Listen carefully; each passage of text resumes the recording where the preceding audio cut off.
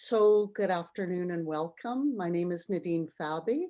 I serve as the Managing Director of the Canadian Studies Centre in the Henry M. Jackson School of International Studies at the University of Washington in Seattle. And I just want to make note that we have a lot of friends here from across North America. I see friends from the Yukon government, the Shinta Center, the Makivik Corporation, University of Saskatchewan, the Gwich'in Tribal Council. So I really want to welcome each and every one of you. We're so pleased to have you with us today. I also want to thank today's sponsors, and these include the University of Washington's Indian, American Indian, and Indigenous Studies Center that just in a couple of years has done an absolutely phenomenal job of raising the visibility of Indigenous studies on our campus. I also want to thank the Canadian Consulate General of Canada in Seattle and the Henry M. Jackson School of International Studies, both of which are strongly dedicated to social justice in our society and in teaching. And I'd like to turn over now to introduce Professor Leela Fernandez. She is our Director of the Jackson School of International Studies, as well as a Stanley D. Golub Chair of International Studies. So welcome, Leela. Thank you so much, Nadine.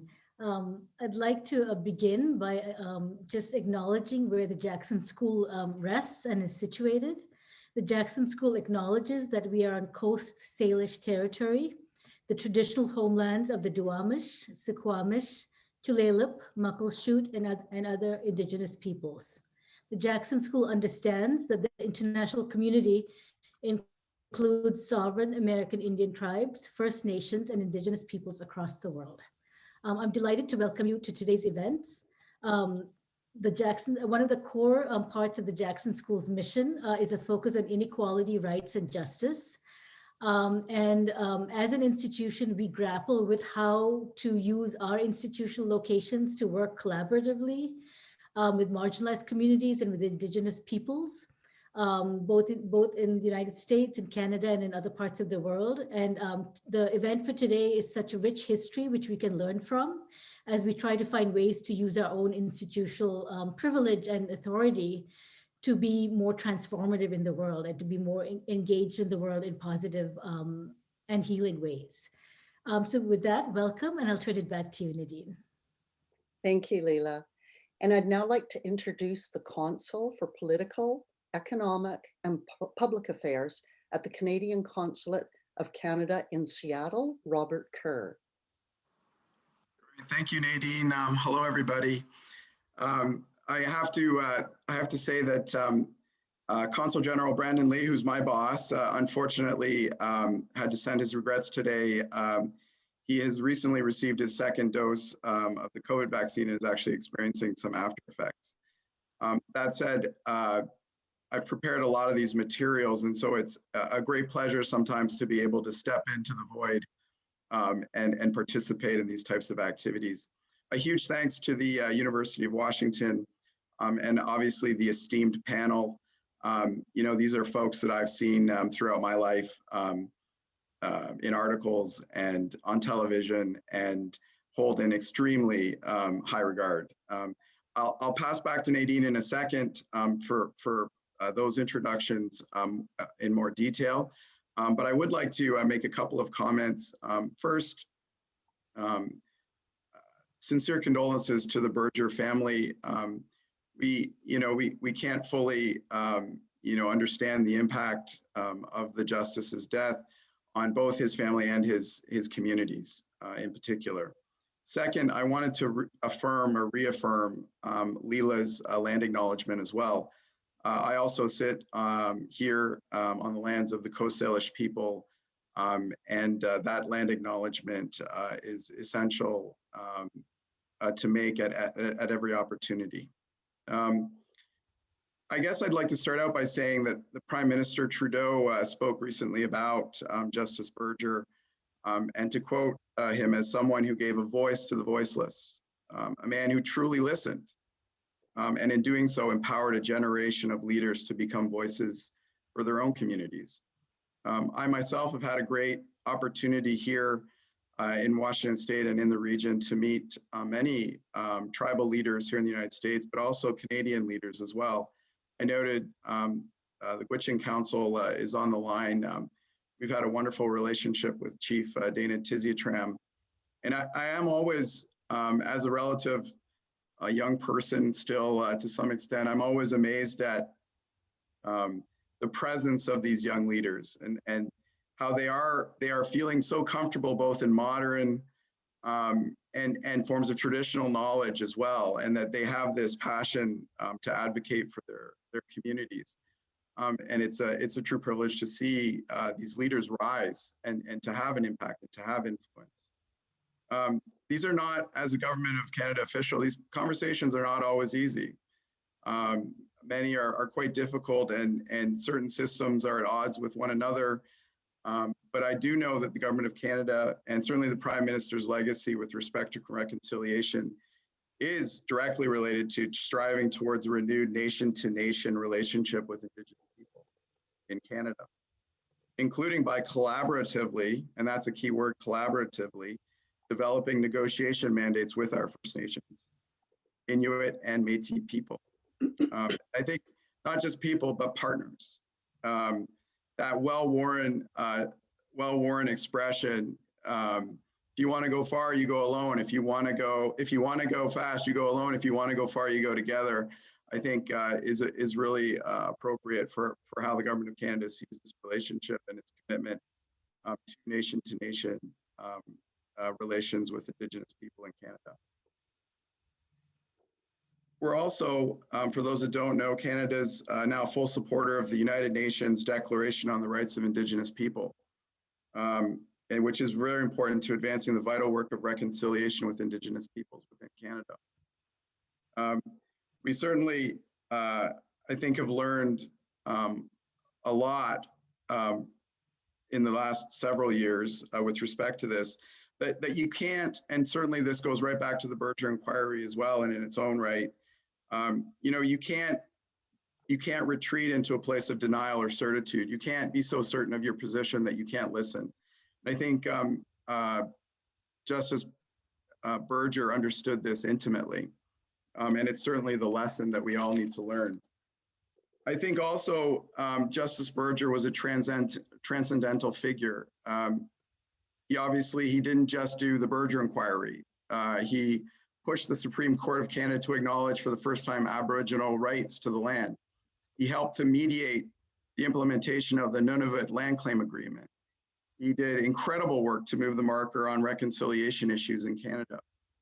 He was also very politically involved. He was a former leader of the British Columbia New Democratic Party, among many other political titles as well, MLA, parliamentarian.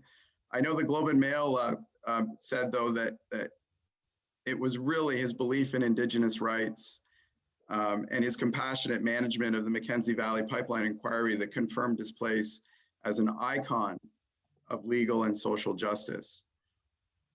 And I noted that when doing some research, that his name comes up across the board when anybody talks about consultation or community consultation in Canada. People write about the Berger Inquiry and how it compares to how another consultation went, not just in the Indigenous realm, but just in community consultation in general.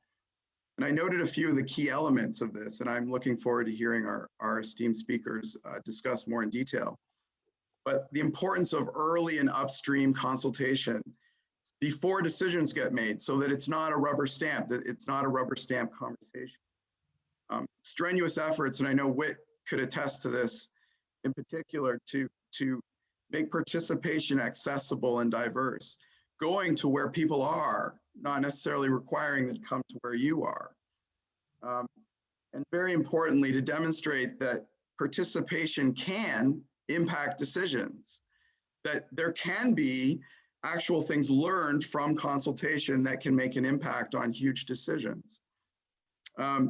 So these are some of the things that I've learned. I'm truly honored to be here today. I look forward to helping with the moderation of this event. And with that, I will pass back to Nadine to introduce our panel.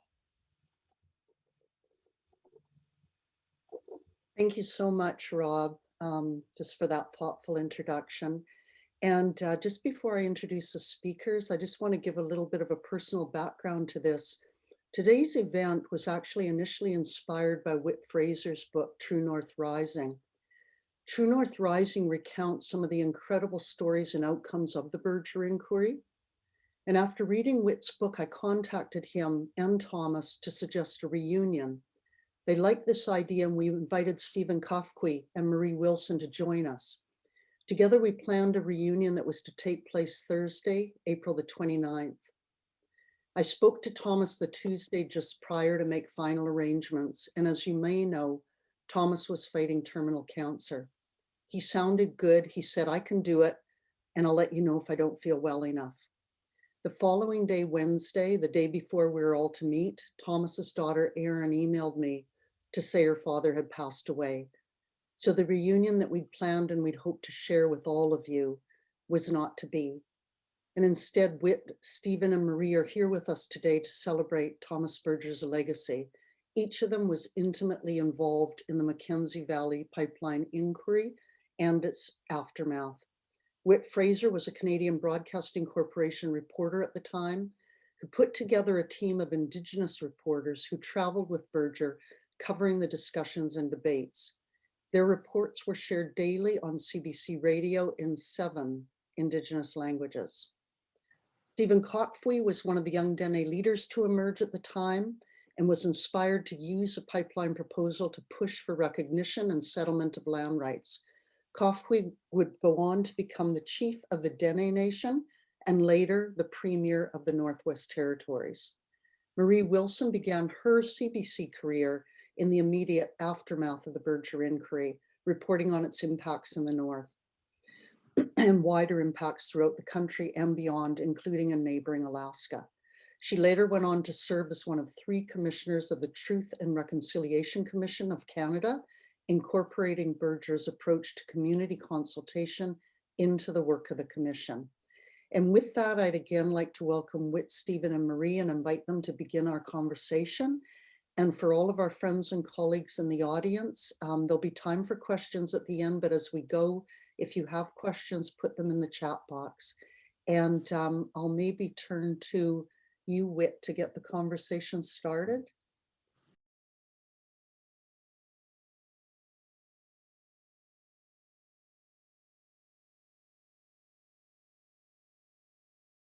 Well, having worked for many years in television, I can tell you that I've had millions shut me off. So all of this becomes very familiar. What I did begin with, and I did want to say, is to Aaron Berger, who I know is on the line, that Aaron, I want to express my deepest condolences to you and the family for the loss of your father. I would say that we shared a lot of secondhand smoke in a lot of tiny community halls all up and down the Mackenzie Valley and across the Arctic coast into Yukon. We had a few aborted takeoffs and too many rough landings. And I always will remember him, though, as a teammate on one of those northern Arctic sandlots after midnight, playing second base and handling the hot ground balls. He enjoyed the baseball games as we all did, and that's the part of him that I frequently remember. So I did want to share that with you. And I thought for today, for the presentation, to set the context to what Tom encountered when he came to the North in 1975, 2 things came to mind: white papers and white power. Because in the early 70s, one could walk into the post office and see a sign that said, meeting tonight, white power north of 60. You might find the same ad in the local newspaper, and certainly it would be on the air on CBC North on the community announcements. Meeting tonight in the Elks Hall, white power north of 60. What in the world could that be? It was a group of many of the elite town business people and politicians who were threatened by the Indigenous rights movement but only a couple of years earlier suddenly emerged. And it emerged because of two white papers. Now, I have no idea why the government called its policy papers that in the late 60s and early 70s, but the first one was the white paper on Indian affairs that was basically an assimilation document that would remove the Indian Act and create societies where all of us would be the same, but we wouldn't have been the same. And the second white paper was that for Northern development that said the interests of all of the North, the great untapped interests of the North, will be shared with all Canadians. But it failed to mention that it would also be shared with Northern Canadians. And I think it is those two issues that finally caused the Indigenous people of the North to begin to organize, to begin to recognize and demand their rights. And the more they organized and the more they demanded rights, the more of a backlash there was in the territories. And in the meantime, the federal government continued with its development announcements. They came basically one after another. There could be a highway one day and $100 million for incentive grants for oil companies the next, and then ultimately the federal government created its own oil exploration company called Pan Arctic Oils. The real change came with the announcement, of course, for the Mackenzie Valley Pipeline. And this pipeline with 27 different multinational oil companies would be the biggest pipeline ever built. It would be the longest pipeline ever built. It will open up the last of the frontiers.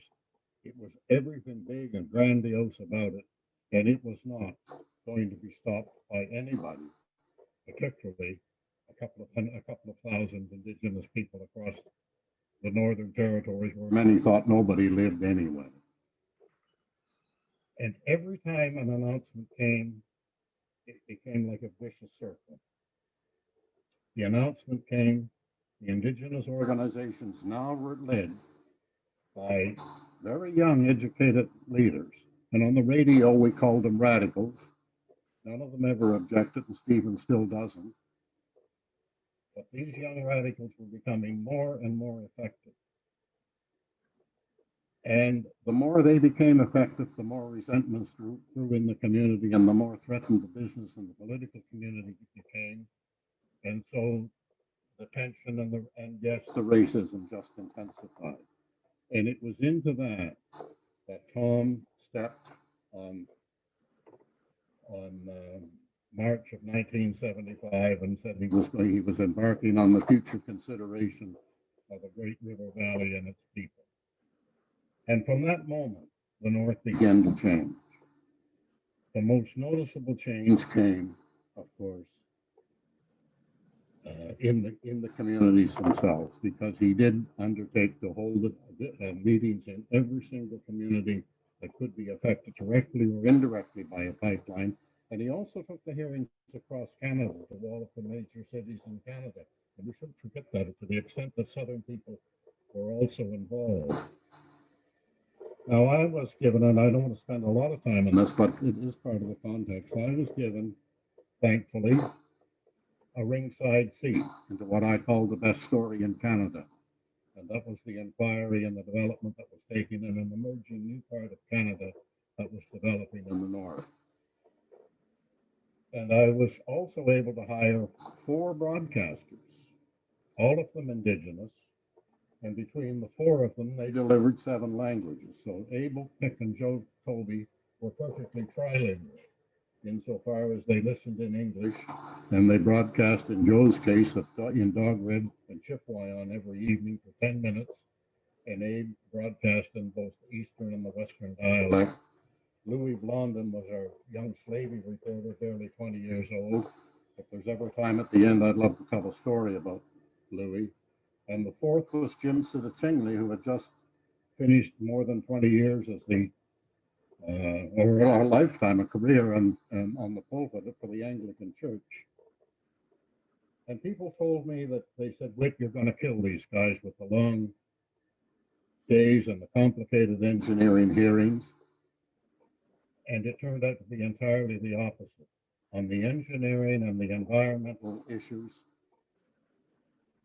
the Indigenous broadcasters were far, far ahead of the Nova Scotian broadcaster because of their deep, deep knowledge of the land. And I'd listened to many, many debates between all of them and PhDs about permafrost and little crossings and when whales have their young and where caribou migrate. And they were on par and sometimes exceeded the PhDs on these very important environmental questions. And their reports were key to the audience, and that is the Indigenous people up and down the Mackenzie Valley. So that Berger, when he arrived, people had a sense of what had happened in the previous community and what had also been discussed in the complicated environmental and technical hearings. I'll just give one taste of some of the testimony. The country was gripped, of course, to hear Stephen's friend, lifelong friend, Frank Taselli in Fort Good Hope, turn to the oil industry president, Bob Blair, and say, Mr. Blair, you are a General Custer, a modern day General Custer coming to steal our land. Where we've lived for 20,000 people and what, for 20 years of gas? Are you that insane? And then there was another young man in Fort McPherson, a very quite handsome young man, a social worker, about in his 30s. I can still see him in a nice blue sweater and well dressed. His name was Philip Blake, and he said, Mr. Berger, how can we ever trust a system that for the last 200 years has put the Indians in jail for stealing from the Bay, but has never put the Bay in jail for stealing from the Indians? And then he went on and he talked about the social realities of the community. And he used a word that a Supreme Court judge, Beverly McLaughlin, would use 40 years later. 40 years later, the Chief Justice of the Supreme Court would use the word genocide. And so that was a sense of the inquiry. When Tom Berger made his reports, he did not stop a pipeline. He made recommendations that I think were absolutely ingenious because he did satisfy every single concern that he had heard. He had often said that there was much wisdom in the communities as there was in the halls of academia or in government or in industry. And from the wisdom that he heard in the communities, he said that that great stretch of northern pipe from Prudhoe Bay across the Arctic coast of Yukon and the Northwest Territories pick up the gas on the west side of the Mckenzie Delta, on the east side of the Mckenzie Delta, that Arctic coastal plain end of the pipeline should not be built. And he waved quite a nationalist flag. He said it should not be built because all of the risks are in Canada and all of the benefits are in the United States. And that was a great victory for the Gwich'in and the Inuvialuit, as it was for the environmentalists who had argued that millions and millions of caribou and birds migrate to that area every year. It's an Arctic Serengeti, and it could be irreversibly threatened and even destroyed by a pipeline. To the part of the pipeline that went down the Mackenzie Valley, or up the Mackenzie Valley, depending on what way you're looking at it, he said, that pipeline, the environment can take that pipeline. And in fact, he put a report out a little later that said, and here's how you build it, and here's how you protect the environment in volume 2. But he said there ought to be a 10-year moratorium until the Indigenous land claims are settled. And that was his second key recommendation. And then he said to the oil industry, he did give the oil industry an out. He said, if it is in the national interest of either Canada or the United States or both to move the Prudhoe Bay gas to market, a corridor exists in Yukon along the Mackenzie Highway that could be explored and examined. So he gave everybody a way to satisfy the issues that were most important to them. He did not stop that pipeline, but rather I've come to think that he used the words in his report, Northern Frontier, Northern Homeland. He allowed the Northern Homeland to begin developing on its terms. And it became very early and all the way through, it became much more a discussion about the Northern Homeland than it was about a steel pipe buried in the permafrost. And the last day of his inquiry, his final words were that what we do in the North, what happens in the North will say a very great deal about what kind of a country Canada is and what kind of a people we are. And so I think that's a very good point to talk to them, to listen to the Northern people, and to Stephen, who will help us with that. So thank you.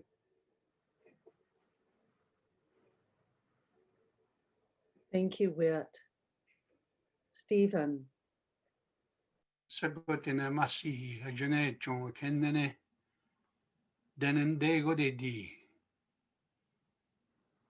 gotsini gonazahat enerewe ijigoga kitekesala.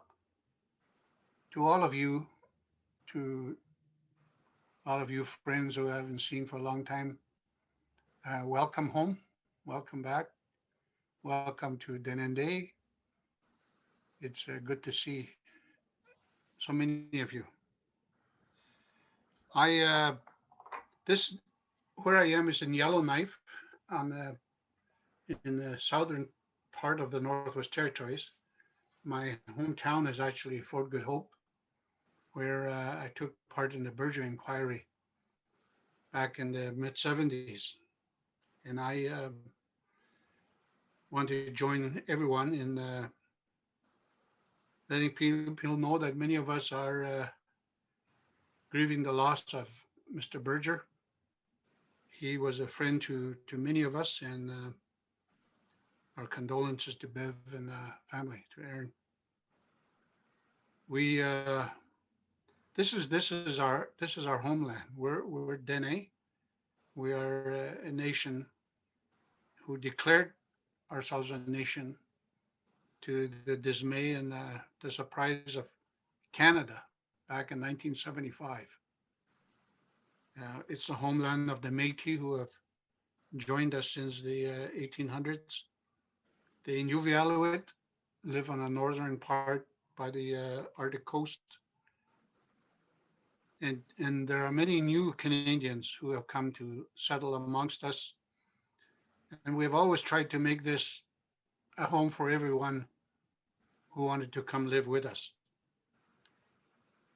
We, during the late 60s, many of us who, like myself, had spent 6 years, 10 years in residential schools. We all came out with a relatively good education, high schools, some years in university. And that brought to us something that was knowledge about what was going on in the rest of the world. You know, we knew that rights were something important, that Black people in the States were suffering from segregation. There was a civil rights movement. We knew that written treaties were incredibly unbelievable. I read Treaty 11 when I was 12 years old in my first year of residential school. And it said, just in black and white, that for $5 a year, my grandfather and all my elders had given up close to 1 million square miles for $5 a year and some fish nets and ammunition. I asked my grandfather about it, and he just about pulled me out of school. He said, what in the world are they teaching you in that place? You know, and he laughed and he thought that was amusing. But we were faced with that type of network. So when I came out of residential school in 69, many of us were well acquainted with the Black Panther movement, the civil rights movement. We knew about these things, and you know, we were aware of the Vietnam anti-war movement and the almost brutal way that the United States establishment dealt with it. And I was always marked as a 19-year-old thinking about going south to university with how white people, white soldiers, could actually shoot young university kids for protesting the Vietnam War. Like that was on May the 5th of 1970. And it's marked in my life so vividly because even my uncle was just astounded. You know, he said, Americans, they're shooting their own kids. White soldiers are shooting their own kids. And he said, you shouldn't go. You shouldn't go, Steve. But we had a plan, and that was what marked it different. There was a coming together with all kinds of forces. You know, the civil rights movement, the move to relook at the treaties, to get the treaties recognized, to come out with what is it that we want to do. We don't want a pipeline. I mean, it doesn't fit.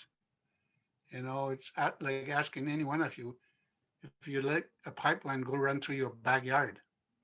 We have a big backyard, and it didn't fit into our plans. And as I told my dad, you know, in 75, he was amused and he said, Steve, I was 24 years old. He said, Steve, tell me again, what is it that you're going to do? And shamelessly, I said, well, Dad, we're going to take back all our land and we're going to keep all the resources to ourselves. We're going to set up a new government. We're going to try to get a member of parliament elected, maybe somebody in the Senate. We're going to take the Northwest Territories government and get rid of it and make a brand new one. And he said, are you sure you're going to be able to do all that? And I said, yeah, we're going to do it. I mean, I haven't never done anything in my life, but that was how clear the plan was, the dream. And going into the Berger inquiry, we realized if we have a plan and if it's clear, we can sell it to Canada. We can sell it to people. And so the idea was to use the Berger inquiry as a stage to give voice to ourselves and to reach our own people in the communities, in all the languages that CBC was providing. So we could talk to the Gwich'in communities, we could talk to the Sahtu communities, the Decho, the Tlisho, the Akecho, everywhere. All that then they were tuned into the radios and we were listening to each other. Those of us that went to residential school together for 5, 10, 15 years, we were being the chiefs. We were the leaders and the spokesmen. So we had a network, a really beautiful network. We could talk to each other from community to community. We also had a great team, a coalition of people who supported our vision, supported the idea of getting equality and rights recognized. So we had non-Dene people who shared our dream, that we were not trying to take away rights from people. We're just trying to get our own. We're not trying to take land away from anybody. We just wanted our land back. And that kind of a perfect plan and vision led to a near perfect plan on how to go into the Berger inquiry, capitalize on it, get our message across, and use the media to gain support and recognition and attention all across Canada. It was a picture perfect. And I've always say my recollection of it was it was a it was magic. It was a magical time. Like everything was just sort of falling into place, and we were doing everything perfectly. We had meager resources, but we had a clear, beautiful plan. And that was what I think made it sound so good. Like I never heard myself before, and I was stumbling through my presentation at the Berger Inquiry, but it was there, the plan was there, and we brought it forward the best we could. What the Berger Inquiry gave us with the report was 10 years.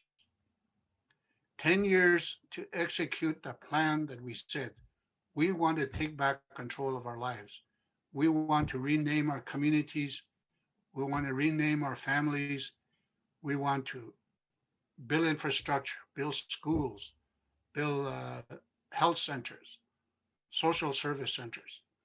We want to build houses for our communities. We want to move our people from off the land into communities so that children could get a proper education. We want to run the schools, set up school boards, and we want to start to move our people into leadership positions, elected positions. We want to negotiate a deal with Canada that would give us back substantial tracts of land, subsurface, and control over as much of the resources as possible. We want to set up a unique government that would be a public government as well as an Indigenous government, one that could legislate and allocate money for Indigenous people that presently only the federal government in Canada can do. It led to polarization as even before the Berger Inquiry started, because the North was run by business people. The North was run by non-Indigenous people who spoke for us. It was not uncommon at that time for somebody to follow you at a meeting where you spoke to say, I think what Steve is trying to say is this, and they had this gumption to say, he doesn't really know what he's trying to say, so I'm going to stand up and help him out and speak for him. And people were appalled and shocked and then outraged that people like myself would start to say, I can talk for myself. My chief over there talks for me. My elders talk for me. Here's what we want. This is what we want to do, and here's how we want to do it. And it angered so many people in the North that the North became very polarized. But that was just one of the many issues that we had to deal with. And in the course of the years following the Berger Inquiry, many of us moved into leadership positions, into the legislature. I served 12 years as a minister and 4 years as a premier. And there was an understanding that by the time I finished, I had solid support from the only oil town in the Northwest Territories consistently for 16 years. That was Norman Wells, which is a Esso town. I also had developed a substantial base of support in Yellowknife. Enough that some people said if I had decided to run in Yellowknife, I was electable. That is a measure of the extent to which we dealt with polarization, and we overcame it, because in the beginning, the elders said, we don't want to be militant about what we're doing. We don't want to fight with people about what we're doing. We are just trying to get our land back and recognition for ourselves. We're not trying to take away rights from anybody. And the idea is everybody that wants to live here should be welcome, and we should be able to live well together. And that was what we worked together on to this day.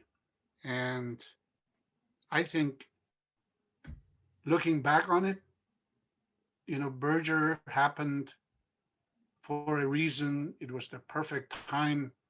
We came along. It was a perfect time. CBC and Whit Fraser came along. It was a perfect time. Peter Puxley and resource people that came to work for the indigenous organization called the Indian Brotherhood, the Dene Nation, the people who organized the southern network of support. Everything came together. It was like a perfect moment. And I think together, looking back, we have made a difference because the North is so much better than it was back then. It definitely is different. We even made it part of our plan to divide the Northwest Territories into two, and we pulled it off. People have said, well, we don't support division. And in fact, very few people did. But if you look at the Northwest Territories at the time, it was 1/3 of Canada. It's 1.5 million square miles. And if you went to every community in what is now Nunavut, the Northwest Territories, it'd take you about 1.5 years if you spent 1 week in each community. There's 36 over here and at least that many more in Nunavut. It's ungovernable. And I spent years flying through Pond Inlet and Politock and Grise Fjord and Rankin Inlet and Sachs Harbor,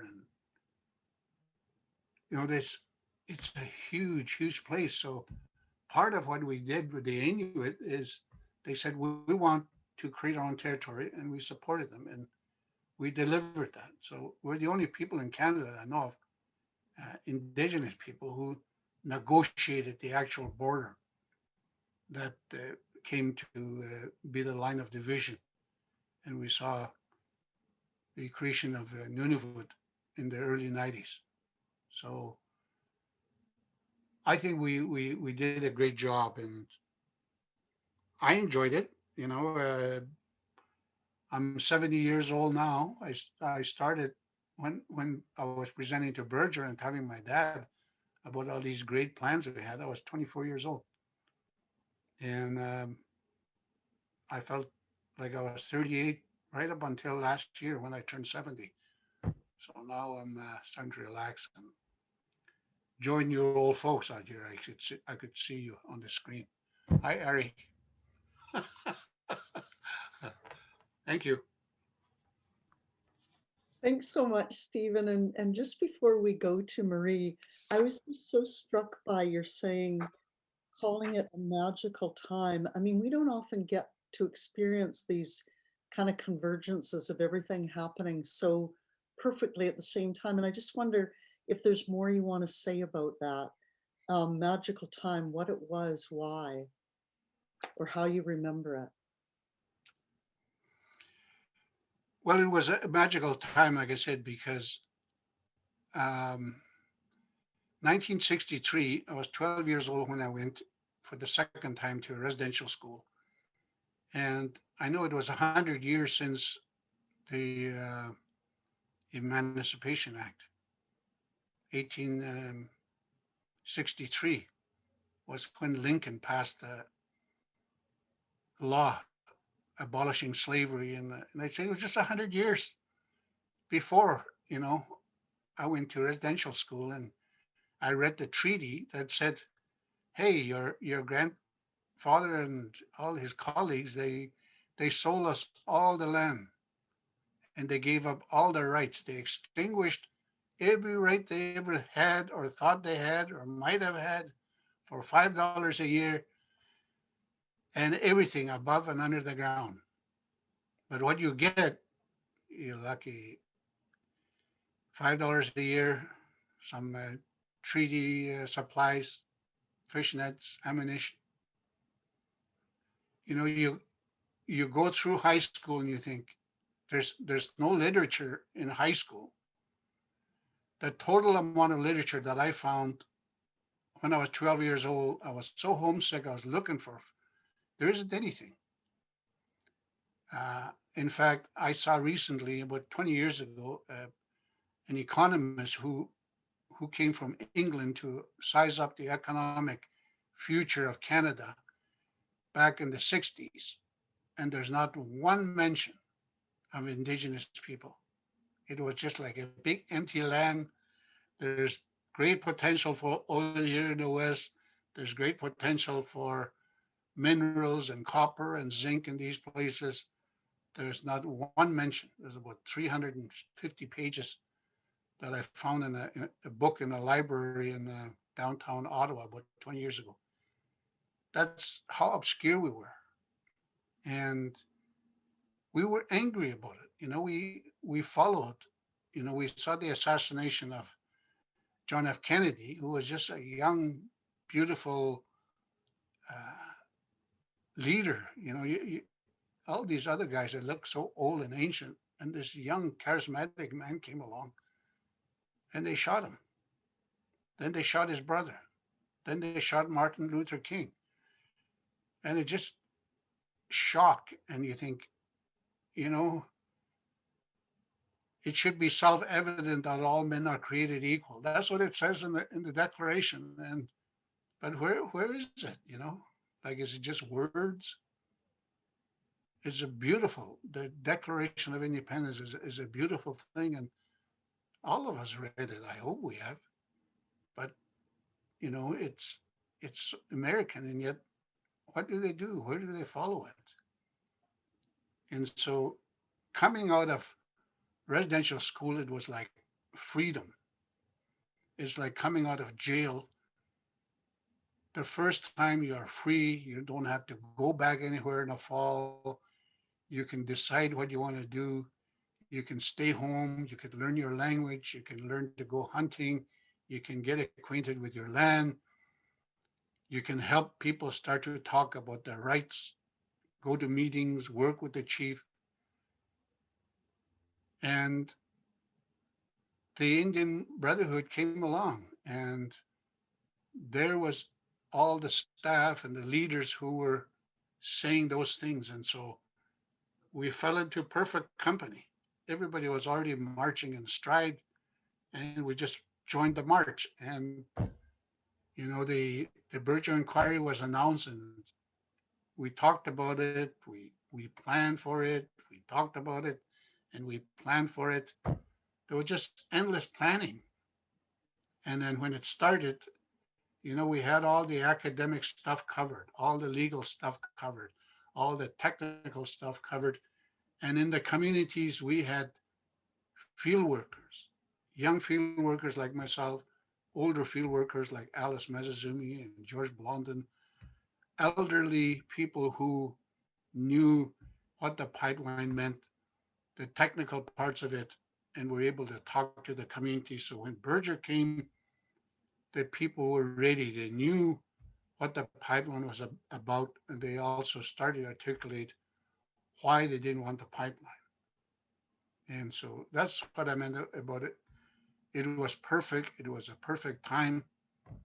It seemed, I think, like down south, nobody ever heard of Indigenous people calling themselves a nation. And so it created quite a kickback from the political circles. People were saying, well, they're obviously militants and separatists and radicals, neophyte socialists. Those are some of the milder names that they called us. But we were undeterred. We thought, well, we got their attention, and while we have it, let's deliver the message. And we took the message to the cities.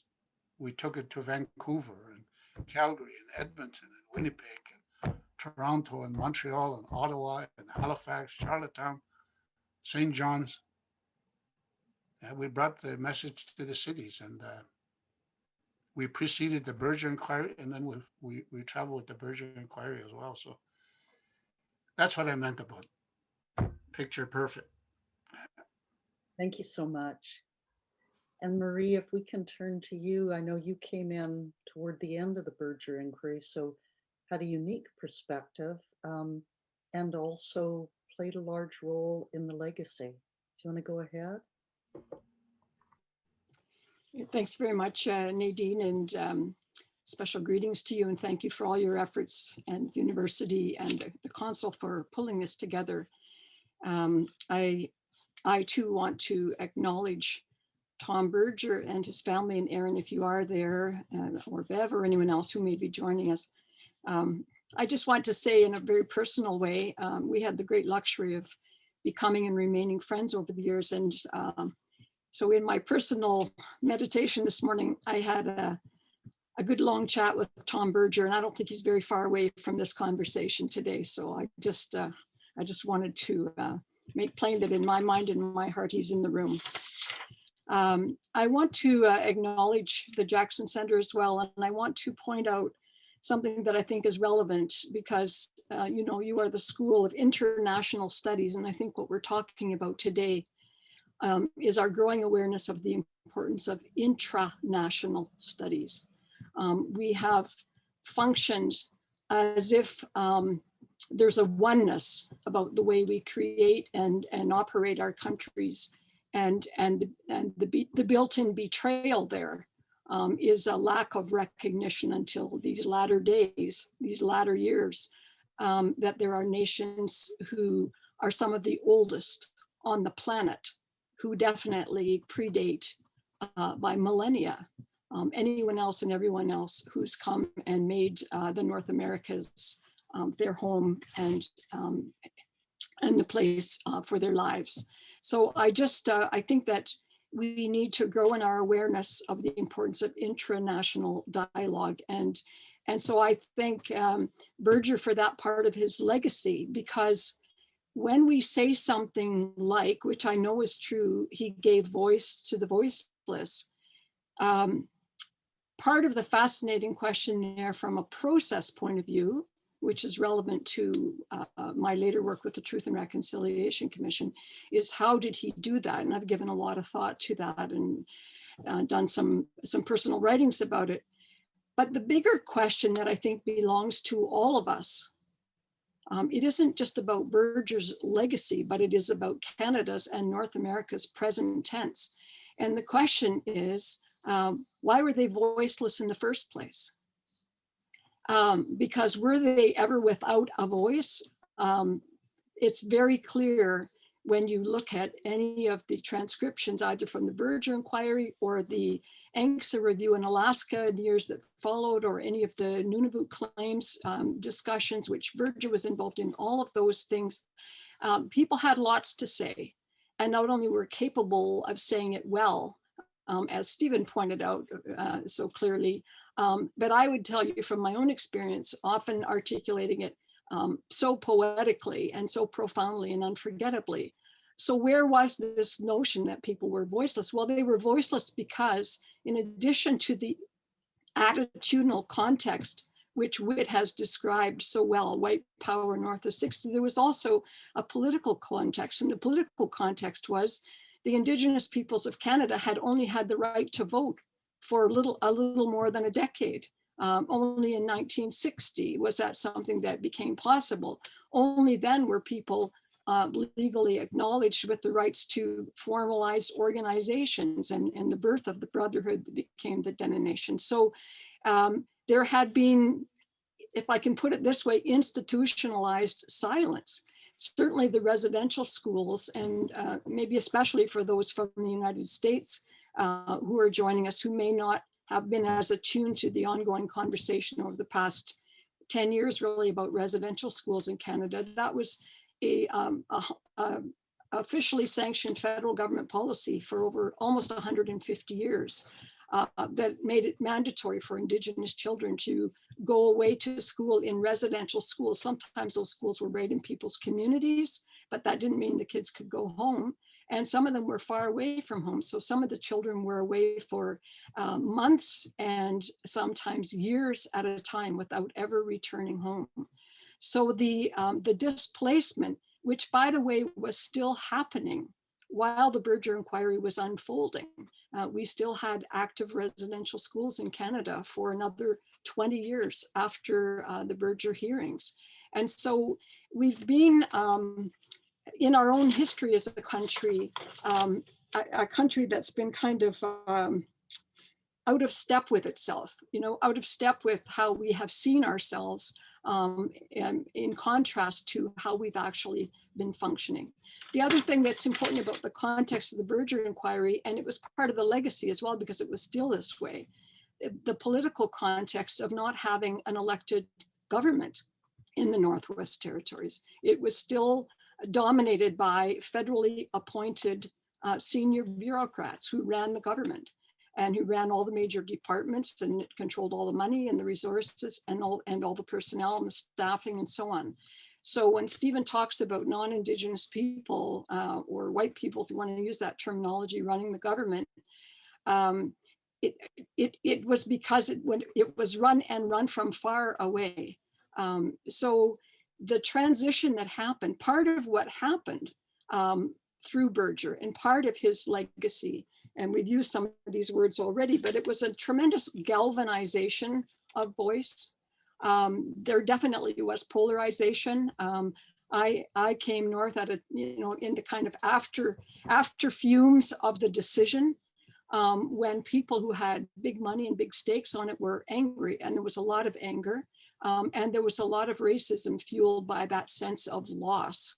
And sometimes it was extremely personal. I know it was tough to be a reporter at that time, and there were, nasty messages left, and in one case, a death threat for me, and not because I took a position on anything, but merely because I covered the story.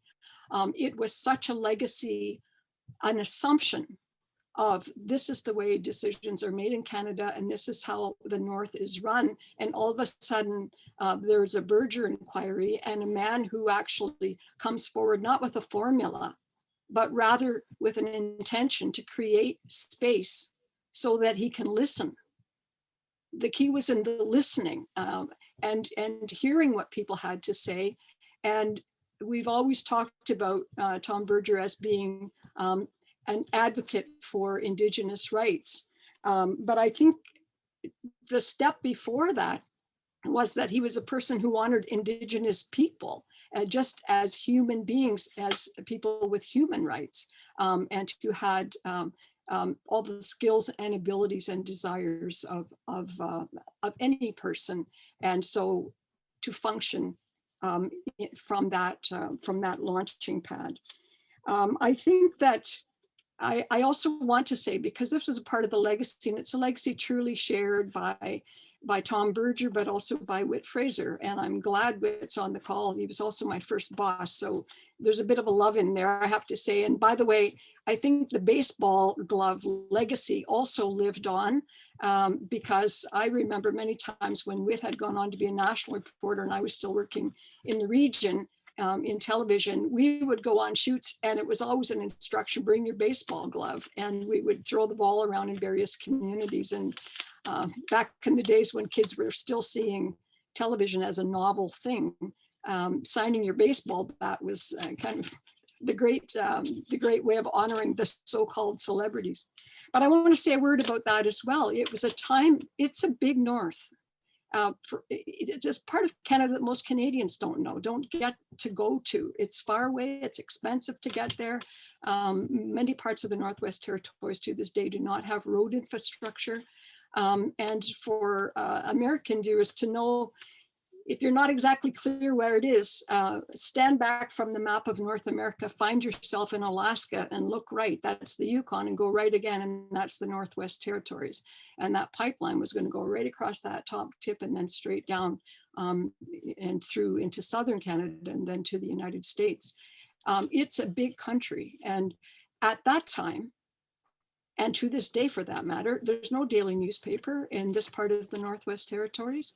There was no television reception in most of those communities. Recall that this is pre-internet, this is pre-cell phone, this is we were still sending news stories around the North. Whit will certainly remember, with telex machines and ticker tape, So the foresight and the vision to know that there needed to be a strong media presence and the ability to speak to each other in their people's own languages, and for people to be connected in that way and to hear each other was an enormous contribution to the understanding of the complex issues, the repetition of the technical things that was a whole new language for a lot of people, but also for the momentum building that became the collective voice that contributed to the galvanization of understanding and of opinion and of intention. And in very short order, in the next decade, the emergence of an elected government with Indigenous leaders in all levels of government, both here in the territory and at the federal level, and running the government portfolios. And at the same time, it represented a really important moment for media and for the national broadcaster to realize the importance of continuing an investment in Indigenous languages that hasn't been, I would say, sustained throughout the country, but there's a resurgence in that now, and a real determination by the generations that missed out to reclaim and to expect to have language services available to them. So those are just some comments that I wanted to say further about the context. But I do want to say a last thing about the man, and then I'll pause because others will want to pick up, I'm sure. The process, though I didn't get to follow Berger through the communities here. And by the way, I noticed, Stephen, you mentioned Peter Puxley, and I think I saw him on the line, and just like to acknowledge and honor his presence, and anyone else there. I think I saw Mary McGuire as well from the Yukon, people who were in the field as well at the time and doing their part to cover this story that expanded, that became such a national story. And it definitely became kind of I think you use gold standard in some of your own terminology, Nadine, in promoting this event. But next thing you know, Berger was called upon to go other places because people realized they'd be given a fair hearing and that they would be heard. And so I had the great honor of traveling with him through part of Alaska when he was reviewing the Alaska Native Claims Settlement Agreement there. Seeing how he proceeded there, how people took comfort, and how people there acknowledged that they too felt that they had never really before been given an opportunity to be fully heard and fully listened to. He then went on to do work towards the land claims resolution in Nunavut and in northern Quebec, in parts of southern Canada, in big work with the Métis in Manitoba, and I know he did work in Saskatchewan as well, and even internationally in India. It became, I think his approach to work, which was grounded in respect and humility, that all the answers were not being sprinkled around for people to respond to, but rather the questions were being sprinkled about for people to consider together, so that the wisdom from all perspectives could be brought forward and evaluated. I think that was really the magical thing. And the last point I will just make very particularly is that in our work with the Truth and Reconciliation Commission, I was named as one of the three, and one of our very earliest meetings was with Justice Tom Berger in British Columbia. I had spoken to him ahead of time. I know our chair, Murray Sinclair, Justice Murray Sinclair, a fellow judge, had also, and we wanted to meet with him just to talk about some of the startup challenges and to kind of pick his brain a bit, and for his to pick ours to see what we had in mind. But the bedrock of what we had in mind is that we needed to create safe space and uninterrupted space for people to have an opportunity to speak their heart full and to let us know what the experience, in our case of the residential schools, had meant. But as in the Berger inquiry about a pipeline, people ended up talking about all manner of things, but most particularly their land, their identity, their languages, their culture, and their children. I mean, those were the things that came up over and over and over again. I'll leave it at that for now, Masticho. Thank you so much, Marie. And the connection, I think, between the inquiry and then your own work on the Truth and Reconciliation Commission is just so interesting and so hopeful. So thank you for that. And I think Rob We are going to kind of draw to an end the discussion, but have time for some questions. We're going to go till just 1:30, so about 15 more minutes. Rob, I think you had a question or two, and then anyone in the audience, please put questions in the chat box, and we'll hopefully have time for some of them. So go ahead, Rob. Yeah, thanks, Nadine, and thank you, Stephen, Marie, Whit, for this extraordinary session. Stephen, I'm kind of going to come to you first. I think I was fascinated reading about you and how your sentiment evolved over time with respect to the pipeline. How initially, vehemently opposed, but when you were premier, you were actually supportive of that type of development generally. So I'm very curious about how your sentiment evolved over time, and how do you see it now in retrospect? And I guess a forward-looking perspective as well. How do we work to move forward on projects that do have great economic importance, both for Indigenous community as well as for Canada in general? I'll throw that to you, Stephen. Kind of a two-part difficult question, but I think a really important discussion. Okay, well, thank you for that. In 1974, if you went to Fort Good Hope, you would see probably over 300 dogs in the community, about 5 to 10 tied behind every house. That the community of 350 would be reduced to about 50 by the end of September, and people would disappear into the trap lines and their hunting territories till Christmas, and then again till June. There was no wage economy. No one had bank accounts, and no one had any work history. There's no businesses. And so if the pipeline companies had come along and said, look, we're going to give everybody $50,000 to offset the impact, and good luck setting up your businesses, there wouldn't have been one business that would have been established, would have flourished. We're not ready. And as I said, the 10 years that Berger recommended, we put it to good use. We established substantial control of our communities. We build up infrastructure. We build up transportation. We moved our people into the elected territorial legislature. And the majority of premiers and ministers since then have been Indigenous. The Nunavut, Inuit, Dene, and Métis. We've set up businesses in most of our communities. So many of our people now have business experience. So when I became premier in January of 2000, there was a meeting of all the chiefs, all the Métis leaders, and the Nunavut of the Beaufort in a place called Fort Liard, hosted by Chief Harry Deneron. And there they proposed a motion, unanimously passed, that said, we, the following leaders, propose to build a pipeline to bring natural gas from the Arctic down into southern markets. We would like to plan it. We'd like to help finance it, build it, manage it, own it. And that's the first month of my premiership. That was what the gift was. And I ran with it. I said, if you're ready, then we're ready. We'll push it as far as we can. It didn't fly because ESSO, or Imperial Oil, took it over and said, look,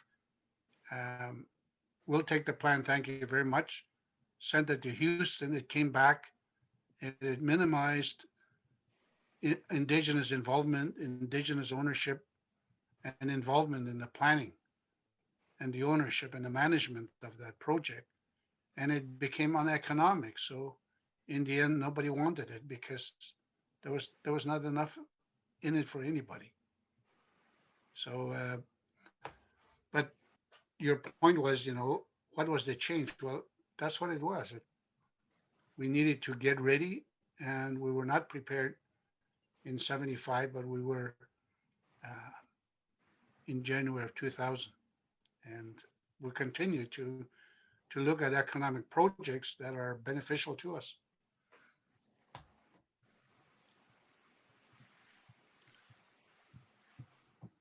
Great, thank you, Stephen. If there's any, are there any questions in the chat, Nadine? Doesn't look like we have any. I do have a question for Whit, and please anyone take the opportunity to ask a question in the chat. At least I don't see any. Whit, what I wanted to ask you about was this impact the media had, that Northern Frontier, Northern Homelands, or the report of the Mackenzie Valley Pipeline became a bestseller in Canada for a short period of time, at least. Indigenous peoples in the North and the support of most Canadians in stopping the pipeline or installing it for a period of time. Public opinion was definitely swayed, and I think in no small part because of the CBC coverage. I know that you said that you spent 16 hours of the day over the course of 2 years in what you called the biggest story that ever unfolded in the North. And I just wonder if you can share anything else about how you and this group of Indigenous reporters found their way into the CBC nightly reporting and in 7 Indigenous languages, and how you feel this swayed public opinion. And if I might remind people before you answer to just go down to the bottom and click on live transcript, just in case we have trouble with the recording, but go ahead, Whit. Well, of course, we didn't think about public opinion. I think public opinion changes when the public gets good information. So we told the story that unfolded, and across the country, the support that came across from Southern Canadians was incredible. But I'm very careful here not to start giving any credit to the CBC or our own reporters.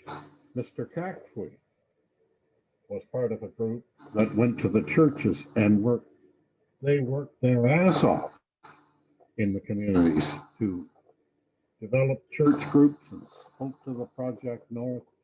So they did work the South, and they influenced public opinion. But I think we all knew that by and large Canadians are a pretty fair-minded lot. And when they get the whole story, they come down on the side of fairness. And when they come down on the side of fairness and equality, then the public opinion begins swinging towards the struggle that the Indigenous people from the North were creating. Because, there's the cliche, of course, is always the David and Goliath story, but it was that sense of fairness. And I'd like to pay tribute to the director at that time of the CBC North, whose name was Andrew Cowan, and he's long since departed. But Mr. Cowan said to me, asked for a plan, I gave him one, and he said, do it. And because all of the managers feared him, they stayed out of it. And we were able to do quite a bit away from all of the union books and everything. And that's part of the reason that it worked. And all of our guys bought in. They just, for us, like Stephen said, it was a magical time. And it was a magical time to be traveling and doing this. And there was chemistry. We became, the 6 of us, the 4 broadcasters, and Dave Porter, our technician, and Pat Scott, we became a pretty cohesive unit. And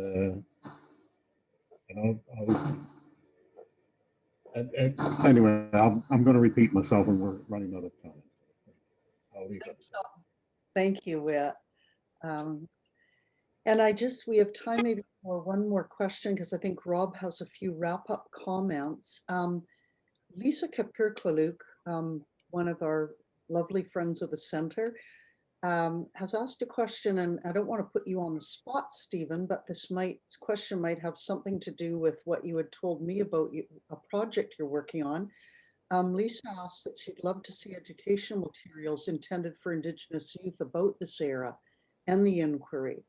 And Lisa, I certainly would strongly recommend True North Rising as a very accessible book that's told very much in a kind of storytelling way. But Stephen, if I can put you on the spot, I think you might have something to add to materials that could be used educationally. Are you working on something?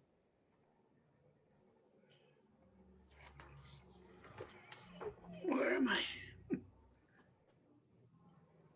I have no idea what you're referencing, but there are stories, for instance, that I'm working on. Um, Stories of events and issues that I was involved in that I'm trying to put in some format. And one of them, which might be of great interest to my friends in Nunavut, is my own recollection of my involvement in supporting division, starting from the first plebiscite in 1981 until the last one in 92, I think it was, in May. And I was just sharing with Marie last month that when you look at the vote that took place at the time, we were still one territory. And right across the territory, in the Nunavut part of the Northwest Territories, the turnout support was about 85% in support, and a very high turnout.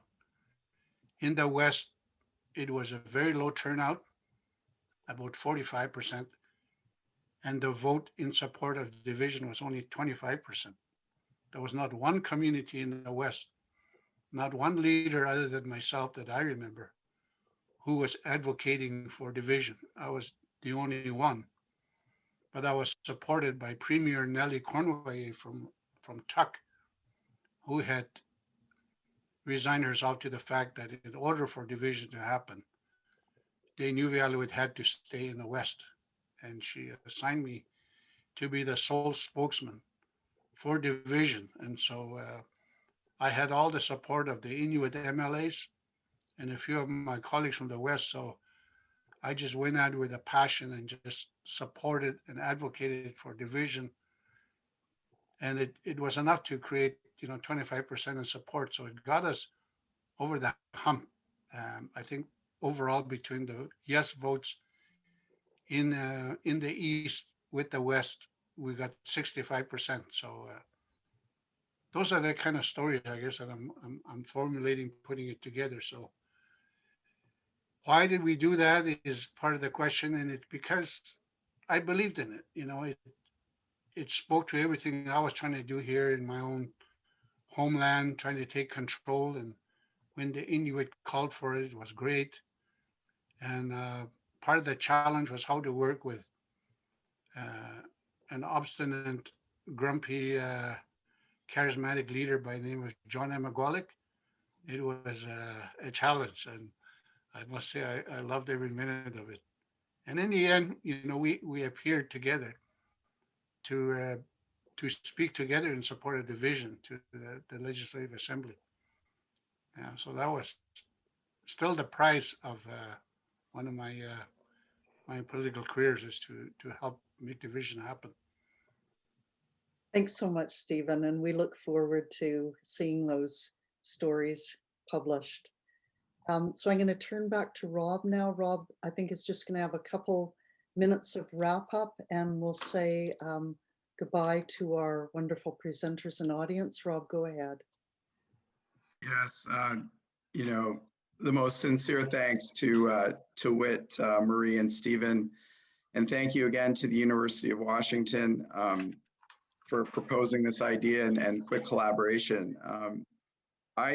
I was struck by several things. I'll try to be very brief, but particularly Marie's comment about how the Berger Inquiry, one of the key legacies is actually asking, kind of an opposite question in terms of, was it Canada's legacy? The idea of why were they voiceless in the first place? Why was there a requirement for Indigenous people in the North to become or to raise or to have a voice? Why were they ever voiceless in the first place? And I think there's a great connection there with the current Black Lives Matter movement in the United States and other movements currently in terms of asking that exact question as well. I also just love some of the language that was used. I heard Stephen and Whit refer to kind of this magical time. As somebody who loves following these types of things and historical opportunities, you hear that a bit about the civil rights movement, kind of other movements throughout history, this idea of a magical moment or a magical time. And it certainly seems like the Berger Inquiry came along where these types of connections occurred. And it's such an honor to have people like Whit and Stephen and Marie who were there, to be able to kind of connect those dots as to how that happened. How was the magical time created? Coming from a negative moment of white supremacy in the North to this kind of opening, or kind of an opening of our eyes with that respect, and the connectedness, the idea that the CBC and the federal government in one way, shape, or form had a role in creating or providing the opportunity for this connectedness. And Whit, your comments about fair-mindedness of Canadians in general, which is something I truly believe in myself, but that we do need to keep striving because it's certainly not done. We're not done yet. And finally, Marie, you talked about respect and humility. At the bottom of everything that we do and any engagement that we have, respect and humility needs to be that base. And listening is part of that, but not the only part. Listening has to also translate into action that improves all of our lives. And I think maybe that is the key takeaway of the Berger Inquiry, that it's not just listening, it's also about translating that into action. And I'll close by a quote from the Prime Minister with respect to Justice Berger. Canada is a stronger, fairer, and more inclusive country, thanks to Thomas's lifelong dedication to social justice and public service. And I can say the same for Whit, Marie, and Stephen, myself and others here. Public service is a calling, and it's got deep foundations, and it's so heartening to hear these types of stories. It certainly buoys my my spirits. So thank you, everyone. And apologies for being a bit over time, but just a wonderful discussion today. Thank you. Thank you so much, Rob. And thanks to all our guests. And we're going to close now. Thank you, Marion, for the setup, Leela for your vision, Rob for your comments, Whit, Marie, and Stephen for a wonderful reunion and celebration of Thomas Berger's legacy. So goodbye, everyone.